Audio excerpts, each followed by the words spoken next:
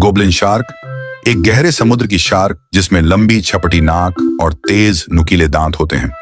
अक्सर इसे जीवित जीवाश्म कहा जाता है।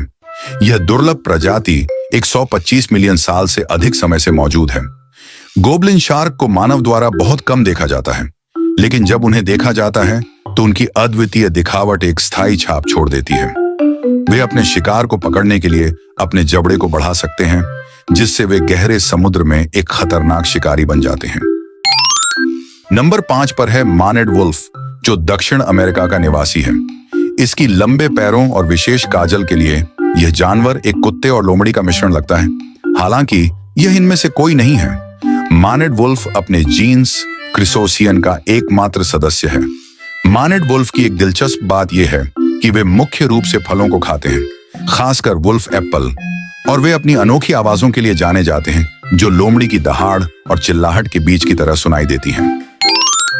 नंबर 4 पर है ओकापी, जिसे वन गिराफ भी कहा जाता है। इस अद्भुत जानवर की एक अनोखी दिखावट है।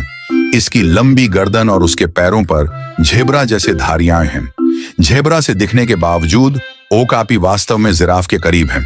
ये केवल कांगो गणराज्य के वर्षा वन में पाए जाते हैं और बहुत ही गुप्त होते हैं। उनके अनोखे अनुकूलन उन्हें शिकारियों से बचने में मदद करते हैं। नंबर 3 पर है ब्लू ड्रैगन या ग्लॉक्सस एटलांटिक्स। यह छोटा सुंदर समुद्री स्लग समुद्र की सतह पर तैरता है और इसके जीवंत नीले रंग के कारण यह एक पौराणिक जीव की तरह लगता है।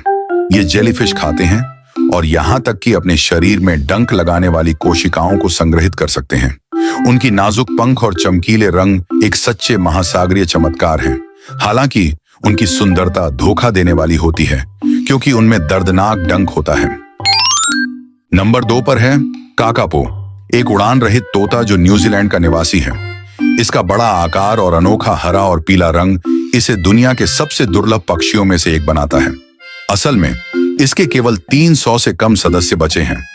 अपने उल्लू जैसे चेहरे और सौम्य स्वभाव के लिए जाने जाने वाले काकापो रात में सक्रिय होते हैं और मुख्य रूप से शाकाहारी होते हैं। इस प्यारे पक्षी और उसके आवास की रक्षा के लिए संरक्षण प्रयास जारी हैं। और अंत में नंबर 1 पर है येटी क्रैब, जिसे दक्षिण प्रशांत महासागर में खोजा गया था। इस अजीब क्रस्टेशियन के पंजों पर बाल होते हैं जो एक येटी की तरह दिखते हैं, इसलिए इसका नाम रखा गया है। इसके पंजों पर बालों का उपयोग करने का एक उद्देश्य है। यह बैक्टीरिया को उगाने में मदद करता है, जिसे यह फिर खाता है। येटी क्रैब अत्यधिक पर्यावरण